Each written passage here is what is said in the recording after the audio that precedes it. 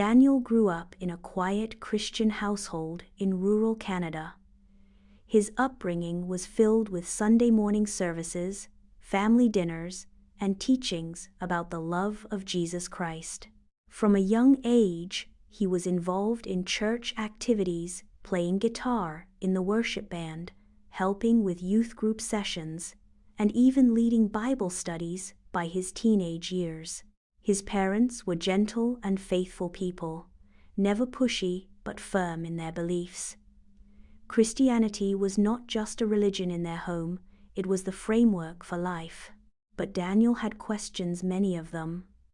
By the time he reached college, he began noticing contradictions in the teachings he had always accepted without question. He wondered about the Trinity. He tried to wrap his mind around how Jesus could be both God and the Son of God. He spoke with pastors, read commentaries, and prayed deeply. Yet the answers often circled around metaphors or mystery, a divine paradox, some would say. The more he read, the more confused he felt. He didn't want to stop believing in God, but he was starting to question the path he was on. In college, he majored in comparative religion. Part of him hoped it would strengthen his Christian faith, but it had the opposite effect. Exposure to world religions opened a door to perspectives he had never considered. He studied Buddhism, Judaism, Hinduism, in Islam barely registered. To him, it was a distant, foreign religion, often framed in Western media through violence and conflict. He held stereotypes he didn't even realize. One day, during a late-night YouTube spiral, he stumbled across a video titled, "Is Jesus God? Sheikh Ahmed Deedat versus Pastor." He clicked out of curiosity. What followed was over an hour of debate that left Daniel speechless. Deedat's confidence was unexpected, his knowledge of the Bible sharp, his questions piercing but respectful. He wasn't mocking Christianity. He was challenging it with precision. Daniel watched more debates. Deedat's words lit a fire in him. He had never seen anyone quote the Bible with such fluency, and yet defend Islam so unapologetically. Daniel began to realize that Islam wasn't the religion he thought it was. It had theology, it had history, it had answers. At first, he was defensive. He tried refuting Deedat's points by digging back into Christian apologetics. But the cracks in his beliefs widened. The doctrine of original sin, the concept of inherited guilt, the crucifixion, he couldn't reconcile them. He found himself spending more time watching Muslim scholars and converts. He discovered Yusuf Estes, Dr. Zakir Naik, and Hamza Yusuf, but he always came back to Ahmed Deedat. Eventually, Daniel visited a small Islamic bookstore on the outskirts of town. The owner, a kind, middle-aged man named Harun, greeted him with a calm demeanor and a cup of tea. Daniel picked up an English translation of the Quran and a small book titled, "What is Islam?" Harun didn't push him.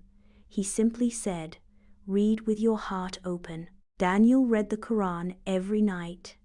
The first time he came across Surah Al-Ikhlas, he felt his heart tighten. Say, He is Allah, one, Allah, the eternal refuge. He neither begets, nor is born, nor is there to him any equivalent. He read it again and again. The clarity of it gripped him. The days that followed that whispered prayer were filled with a quiet intensity. Daniel didn't talk to anyone about what was going on inside. Him not, his parents, not his colleagues, not even his closest friends. But inwardly, a storm had calmed. It wasn't that his questions had all been answered, but rather that he'd found the source that made him want to keep asking. He began to pray regularly, not in the Christian format, but with his own words, bowing slightly out of reverence, speaking directly to the one he now believed was without partner, without intermediary. He started listening to the Quran in Arabic, even though he didn't understand the language. There was something soothing, almost magnetic about the recitation. The rhythm, the pauses, the tone, it stirred something deep in him. He remembered the first time he heard Surah Maryam and wept, not because he understood every word, but because the story of Mary, the same Mary he had known since childhood, was being told with such honor, such gentleness. There was no confusion here, no theological maze, just a young woman, chosen by God, living with humility, giving birth to a prophet, not a god, but a sign. He watched more videos, some of Yusuf Estes, others of Dr. Zakir Naik, but he kept returning to Ahmed Deedat. It wasn't just his arguments that drew Daniel in, it was his presence, bold but respectful, unapologetic yet compassionate. There was a clarity in him that Daniel longed for in his own life. Weeks turned to months, and eventually Daniel felt ready. He had read enough. He had listened enough. He had wrestled and prayed and waited. And now, the moment had come.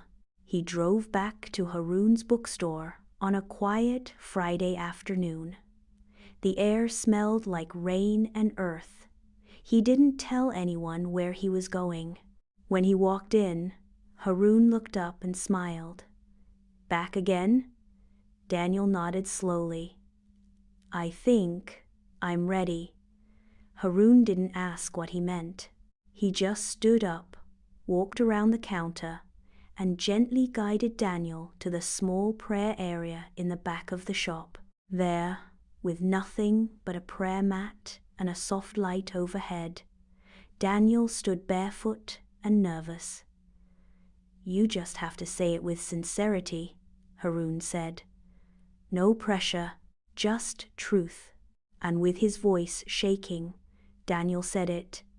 "Ashadu an la ilaha illallah wa ashadu anna Muhammadur Rasulullah." I bear witness that there is no God but Allah, and I bear witness that Muhammad is the messenger of Allah. It was quiet afterward. Haroun embraced him. There were no fireworks, no angelic chorus, no dramatic transformation. But Daniel felt something he hadn't felt in years. Not happiness, not relief, something deeper. Peace with himself, peace with his Creator. He took the name Dawood not out of obligation, but because he felt a kinship with the prophet David, a man who made mistakes, sought truth, and never let go of his connection to God. In the weeks that followed, Dawood's life slowly changed. He started learning how to pray. Haroun introduced him to a small group of converts, each with their own journey. They weren't perfect, and neither was he. But there was a shared sense of humility, of awe. Islam wasn't just a belief, it was a way to walk through life with purpose. He told his parents eventually. It was painful. His father didn't speak to him for weeks. His mother cried and asked if she'd failed him somehow. His church friends distanced themselves, unsure of what to make of his decision. But he remained calm, not defensive, not argumentative. "I didn't leave Jesus," he told them. "I found the Jesus who worshipped God." Some understood, most didn't. But Dawood didn't waver. Every time he recited Al-Fatiha in prayer, every time he bowed to the ground and whispered, "Subhana Rabbil Allah," he felt anchored. He had found something worth more than comfort truth. Years passed. He began giving talks at universities, sharing his journey, always beginning with the moment he first heard Deedat.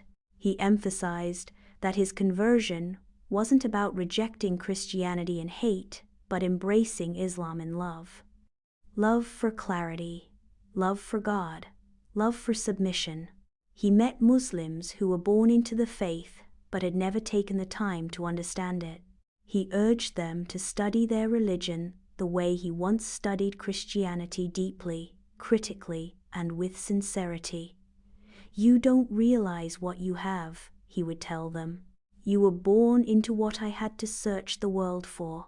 Today, Dawood is a quiet yet steady figure in the convert community. He doesn't consider himself a scholar or a leader, but rather a servant. He runs a small center for new Muslims, helping them transition, teaching them how to pray, offering an ear when families turn away. And every now and then, he revisits those early debates, re-watching Deedat's bold defense of Islam. He smiles, not out of nostalgia, but out of gratitude, because it was in the voice of a South African scholar that he first heard the echo of truth. And it was in that echo that Dawood found his way home.